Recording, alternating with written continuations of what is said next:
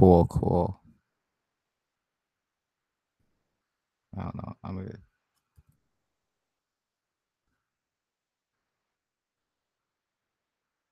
the recording system.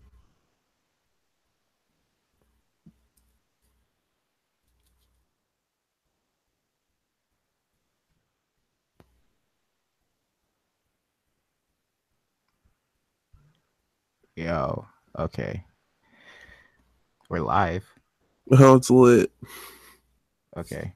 Is it just gonna make a video afterwards I can post or And then okay, you could download the video and then just take the audio, or you could probably keepvid.com. You could probably download the whole audio without the okay. video. Those selected.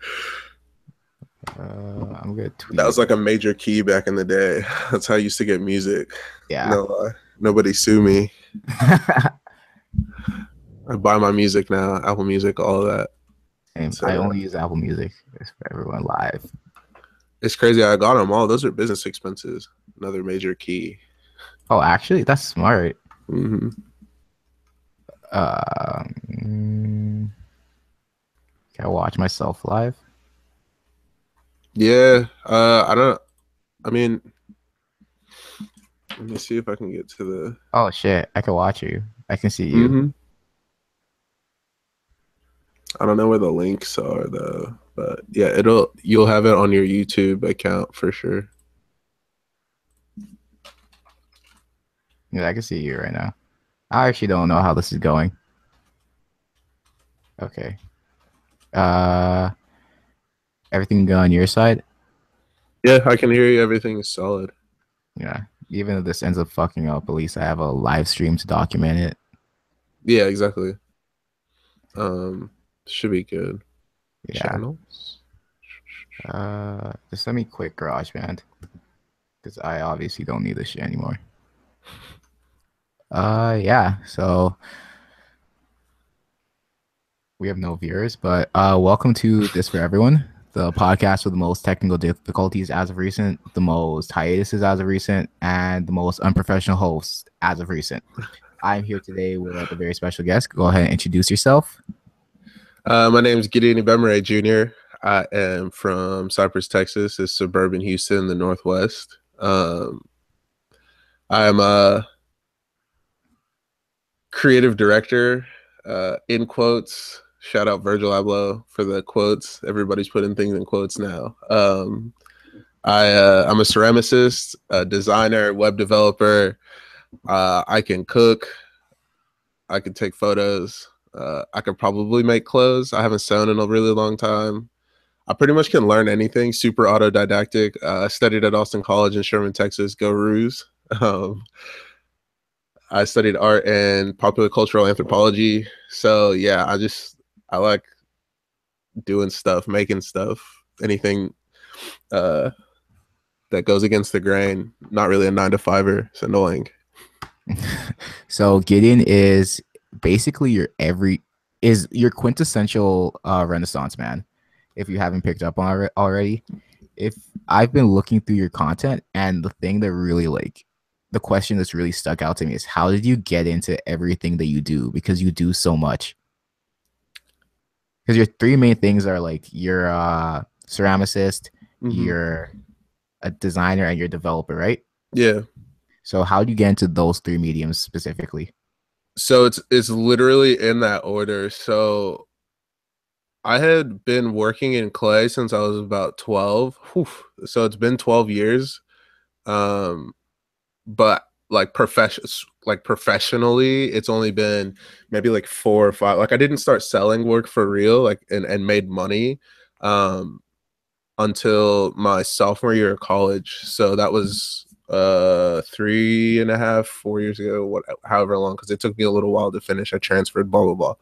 Mhm. But I got into clay. It was just like, I don't know, it was messy. Um, I had like a reason to sort of like be messy, Mhm. like a controlled chaos type of thing. And then I just like it was better than my hands getting tired from holding a pencil. Um, it smelled better than oil paint. better than acrylic paint. Canvas is kind of annoying.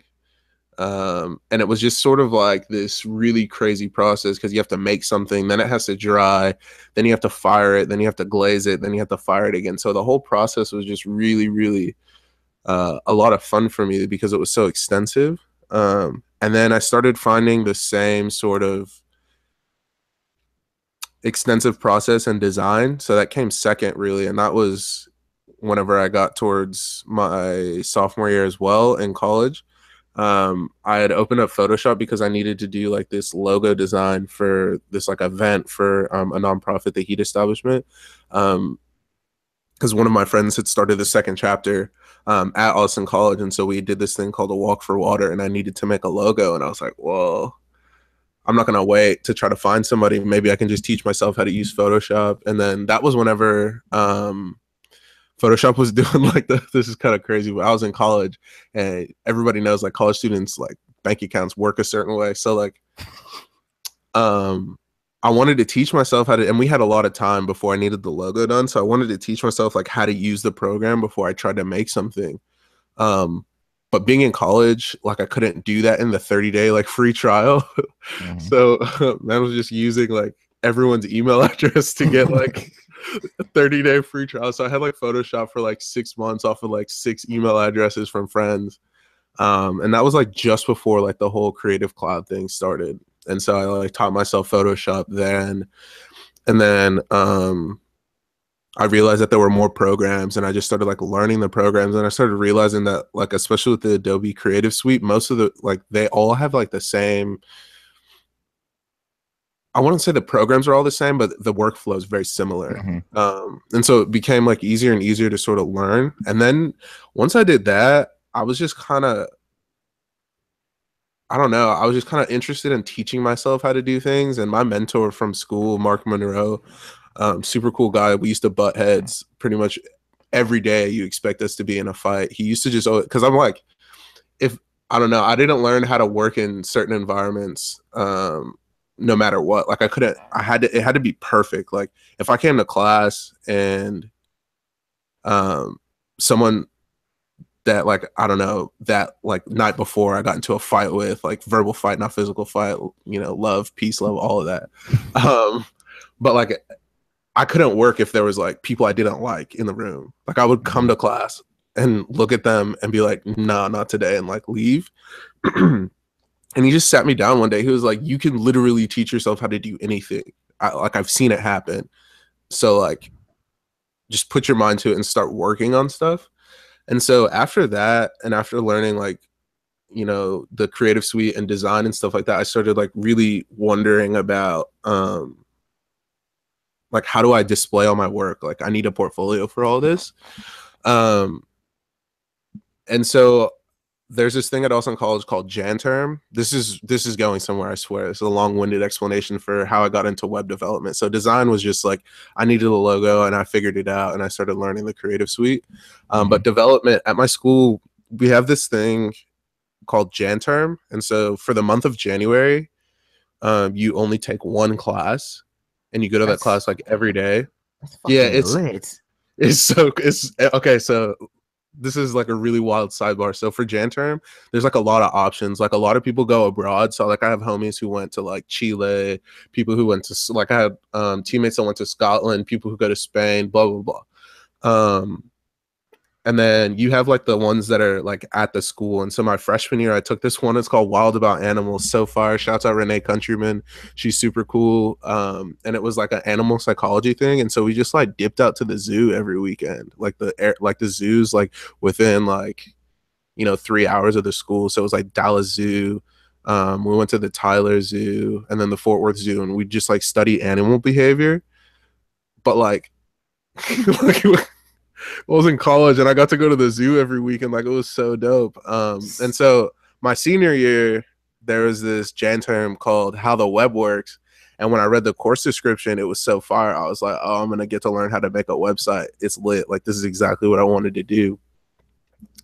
Long story short, it was not that. Like, it was not that at all. And this was sort of like the first time when something like really wasn't going my way. It wasn't just me being kind of like angsty art kid, like I have to have my space, you know. This Hmm. was like, honestly, I butted heads with this professor, and like his course description did not describe like what was actually going to happen. And so long story short, he was just giving us like these, like, we paid for web hosting, but it was like just to use a WordPress. And this is where my like hatred for WordPress comes. But it was just to like blog. So we paid for web hosting like $25 for a year. Shouts out Reclaim Hosting, still use it till today. But we paid for this hosting just to write a blog versus just like using a free service like Tumblr. I don't know. Hmm. Um and we weren't making websites, like we were just like blogging. Like my man tried to teach college students how to use Twitter. Like he had us on tweet like he had us on TweetDeck. Like this is a easier way to organize the timeline versus like the Twitter timeline that's super easy to use. And That's so all bullshit. yeah, like come on, like man, I really want to like roast him right now, but I'm not gonna do it. Like I've turned over a new leaf in my life. But yeah, so from that, like not getting to actually learn how to sort of like make a website, caused me to like investigate using like Adobe Muse. But even then, I was just like designing the components and I wasn't really understanding the code behind it. Hmm. So that was kind of like me understanding like, okay, this is how this would get built, this is what it would look like, but I want to be able to really actually like make this stuff. So I just started like looking for different ways to like learn. I started free code camp. I started using like Udemy. I started using there's a Google thing, I can't remember what it was called, but just like tutorials, all types of stuff, just like trying to learn development. Hmm. um and so now I'm pretty proficient. I wouldn't say that I wouldn't call myself a front end developer, but I also wouldn't call myself a designer. I could Hmm. call myself a ceramicist just because like I for sure have mastered that. But like it's just like these things that I'm like these sort of like tools and these like skill sets that I'm able to use successfully. Hmm. And so yeah, that's how I got into development. A professor just like low key lied on a course description. I got super mad. I made a whole body of work like against this professor. It was my senior show called I literally named my senior show after the course. It was called How the Web Works, and my senior show was called How the Web Works. And I had a bunch of pieces, these digital things, that were basically just like I wrote like maybe 6 or 7 like very short poems, quote unquote poems, and most of them were just like bashing this guy. And then I like went to his website and his website was blank. And so I don't know. It's long story short, web development. I learned web development out of spite for a professor. It's kind of wild. But yeah, I just, if I see something I like enough, I sort of like want to know how it's done and see if I can do it. And Hmm. so recently I realized that Tyler the Creator's new show on Viceland is called Nuts and Bolts. It's literally what I do. Like I kind of like find something that I like a ton and then figure out how it's made and then make it myself for myself. It's Hmm. kind of weird. So shouts out to Tyler for being a Nigerian kid like me on TV. Oh, you're Nigerian? Yeah, it's lit. My dad and my mom from Nigeria, first generation type thing. Shouts out to all the Niger boys out Jeez. there. I like your attitude towards like the whole DIY stuff because I talked to a lot of people in like the Toronto creative scene, Mhm. and a lot of us consider ourselves like the DIY generation, Yeah. where it's really like, why should I go pay someone else to do something when I can just learn how to do it myself and equip myself with more skills? Yeah, you know what though? Sometimes I find myself in a bit of like a pickle, like a bit of trouble, right? Because like you could like while that's really cool and you can kind of like equip yourself with the necessary tools because they're all available, right? Like everybody's got this new, product design or this new product on Product Hunt everybody's trying to make the next Uber, trying to make the next Snapchat, blah blah blah. Hmm.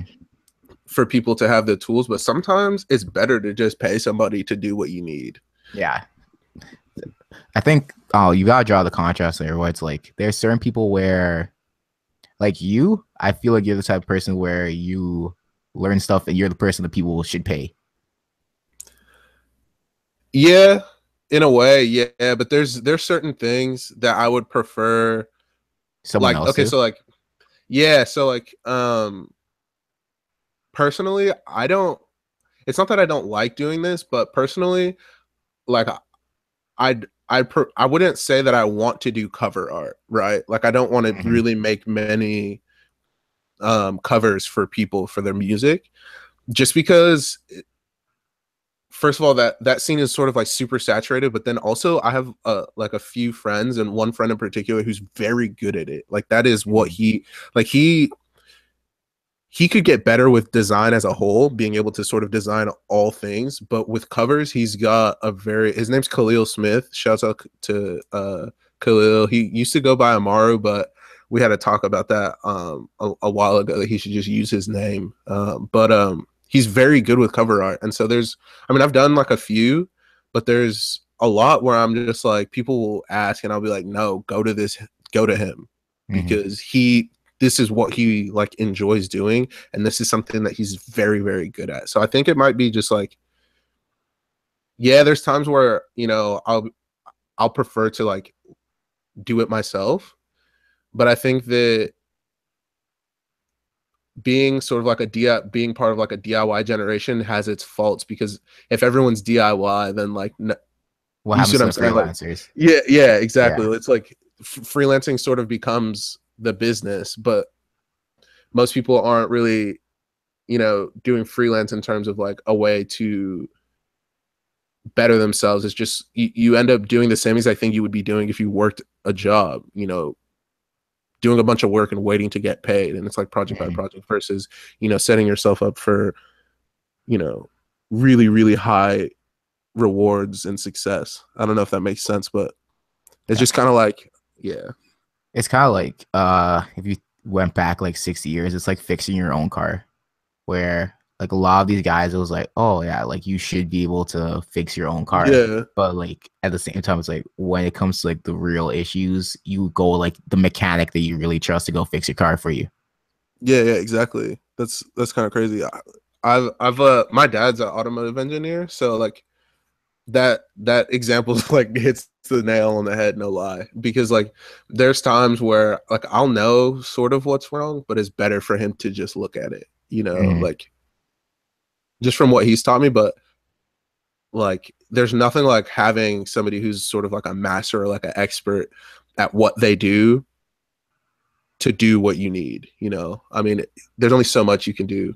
And I think that that might be sort of like a lesson that people might be able to take to heart. Like it's cool to be the person who's sort of like good at everything or like not bad. You know what I Yeah, mean? Like there's like just a little above average. I wouldn't say you're above average, but or I wouldn't say I'm above average at everything. I'm just like you can better hang. than yeah, exactly. Like I could hang, but like to be somebody I've never been somebody who is like the best at blank. Mm-hmm. I've always been somebody who's like in the running for blank. You Yeah, see I what I know what you mean? Like mean. people will talk about it, but yeah, I don't know if that's something that I want to continue, you know. I don't know if that's something anybody should want to continue. I think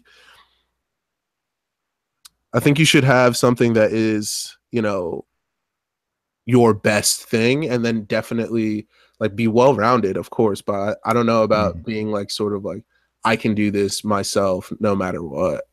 I'm kind of running away from that at the moment, to be honest. I know what you mean because I was at I think it was 2 weeks ago. I was at a UX research get together in Toronto, and I was even talking to people because I kind of had this mentor where when he introduces me to people, he doesn't know what the fuck to call me. He's like, "Oh yeah, Kyle's," and I just have to cut him like I'm a wannabe unicorn because like in the UX world, I could do UX design, I can do UX Mhm. research, I can do front end development, but I'm not really like the best at anything. Like I'm Yeah, better than you'd expect me to be at 20, but like I'm not fucking fantastic. Like that's how I put it. Like no one's gonna yeah, drop their jaw when they look at my shit. They're just gonna be impressed by like the breadth. They're just gonna be impressed by the breadth and exactly, the depth. But exactly.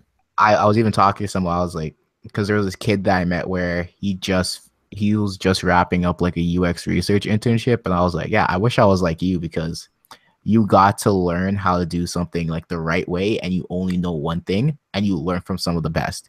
Yeah, I'm self-taught, and I'm okay at like a shit ton of stuff, but I'd rather become like top 5 or top 3 in like one niche. yeah, exactly. Yeah, that's that. I have the same exact sentiment. That's something that I started feeling about ceramics because it's so funny. Like I started like I before I even was going to college, like before college was like on the horizon. So like eighth grade, ninth grade, before I had any thoughts about it, I was like, I know I'm gonna be an art major and I know I'm gonna focus on clay. And then like I got to school and I just like started working on my stuff and I was just doing it for me, like trying to figure out like my sort of like uh language with clay, specifically porcelain. Mm-hmm.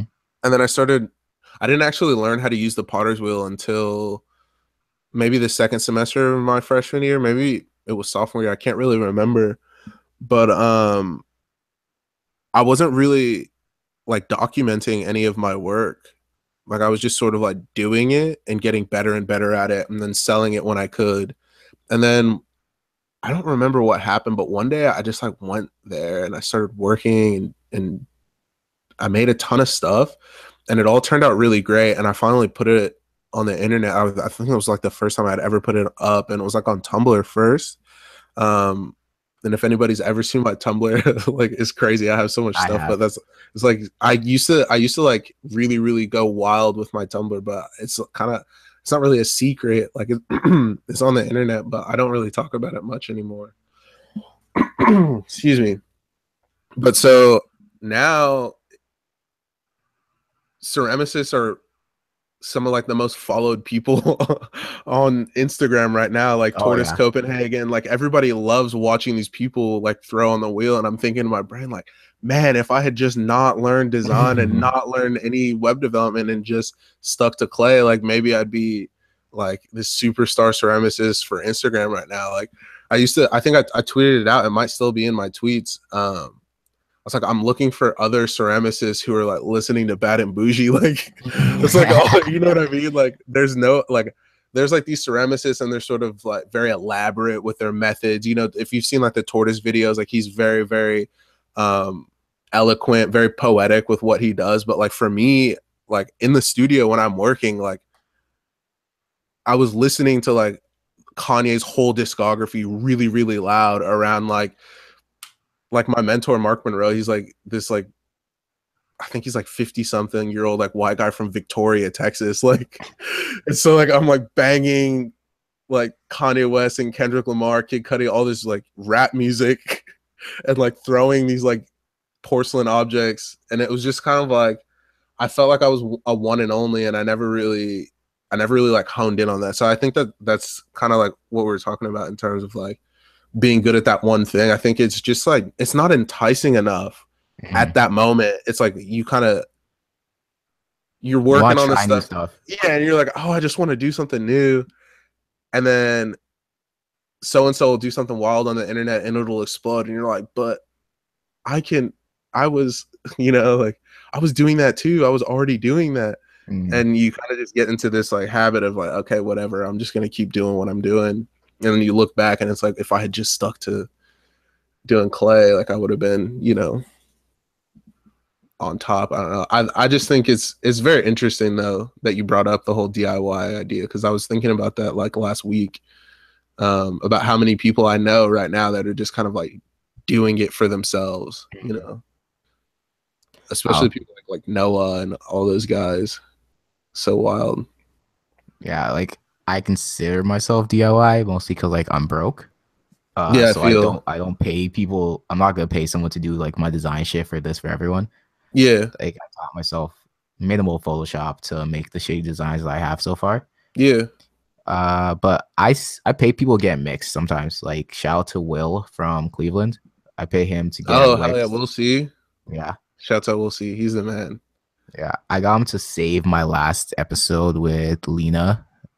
Because that It went was so bad. fucking yeah, it went so bad. Like it was like that shit happened where like my it was recording my system audio well, but like my audio was like coming out like I sounded like I was like I sounded like I was wasted. I was super drunk, just how slurred it was. Blackout. Smizzy. It was Yeah, wild. I was like, ah, fuck, I can't have this up. Like, I already swear too much and say nigga on this like bear. So it's like, you know what, man? It's not really good for my brand to have it sound like I'm like intoxicated on this. Let's get Will to fix it up. Bro, I don't know, because Jesus and Mara are wild smacked every time. So, and their brand is very, very strong. So it might be a good look to be. I don't know, man. I try to be like super sober on the internet. Like I've never posted anything intoxicated. Oh no, yeah, for sure. It's wild. I have some friends, and it's kind of like some very problematic Snapchats that are on their story, and like occasionally I'll hit them, but I feel like I'm like the old kid sometimes. And I'm like hitting people up like, bro, take that down. Like, why would you have that? Like, don't do that to yourself. Like, one person takes a screenshot and you're done. You know what I mean? Mhm. Like, I know what I you don't mean. know, but Uh, uh, it's a new day, I guess. I guess that segues into like another question I want to ask you is we were talking about how you deleted all of your tweets at one point, Oh my gosh, and like I yeah. did the same shit. Like, but I did it like really sneaky, where I was like, I set my Twitter so it would delete 1,000 tweets like every 2 weeks. Oh, I feel. So it never looked like I would completely like started over fresh. It was just like, yeah, I want you to delete 1,000 tweets every 2 weeks up until this point. Mhm. So by the time it got rid of all my old tweets, I had 2,000 still posted up. So it never looked suspicious. Yeah, I wasn't that smart. I just had it. I was like, man, delete all of this. And it was just like gone. I mean, because they can only delete like a certain amount in a certain amount of time, I think. At that time, Twitter was much different. But yeah, I had I just had to get I just had some problematic stuff just from being in college and like the things that happen. I mean, the school's only 1,200 students, so like Mhm. you see the same people every single day, and that can be kind of frustrating coming from like in Cyprus, like where I went to high school, where I finished high school. Like graduating classes were 1,200. Like it was like giant schools, Shit. like 3,000, 4,000, 5,000 students. And so going to a tiny school, from like transitioning from a giant high school to a tiny school, is like kind of difficult. And so the internet was kind of like a release in that sense. Mhm.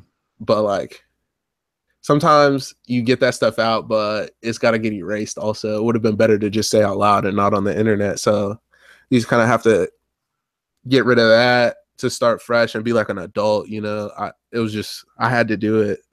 There's some gems in there that I wish I kept though. Like I had some fire tweets.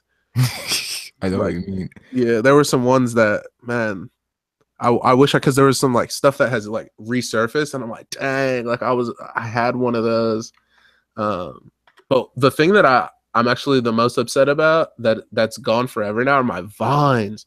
You know how like when Vine was shutting down, they're like, yo, like click this link and get them sent to your email and like Mhm. download your Vines. I got the email, but I didn't download them. So I still have the email and I try to like click every now and again. I'll just like go back, like maybe I can still get them. Cause I had this wild series of Vines from the Kolache factory. Mhm. You know what a Kolache is, right? No idea. Okay. Yo. Oh my gosh. Okay, so um it's like a dinner roll, but like inside it's like whatever you want inside. So like the ones that Wait, I is get, that a Nigerian thing? no. It's Okay. it's like it's actually like super Czech, like Okay. Eastern European Czech. And so like inside, like the traditional Czech ones, I think is just like a sausage, like a specific type of sausage. But honestly, anybody out there that listens and they're like super like Check. knowledgeable Czech on these kolaches, like don't kill me because my kolache is from the kolache factory in Houston, Texas. It's like The one I get is the dinner roll one, but like on the inside, it's just like egg and cheese. But then they have like different types. Like you can get it with like sausage, egg and cheese, potato, egg and cheese. Since we're in Texas, there's rancheros, which is like ham, jalapenos, all this Mhm. stuff. It's like it's just basically it's like a breakfast thing. But like every day, I would go to the kolache factory before I went to work, and I would like do a vine with the kolaches, like yo, like fresh bag, and it would be like a different song behind it. But like I made like maybe like 50 or 60, like Mhm. for the love of like if you search like hashtag kolache factory on Vine, it was all me. Like, but I never had I can't get them back, and it's so frustrating. But I was wondering why you have like a shit ton of Vine plays on your Twitter. yeah, I was like like wondering like what was this guy posting? yeah, it was like wild kolaches, to be honest. And then I had one Vine that kind of went wild, but it's not that crucial. I don't know if you ever saw the video. It was this girl that was like yanking people's ponytails on the soccer field Oh, like a long time ago. the Yaga trend.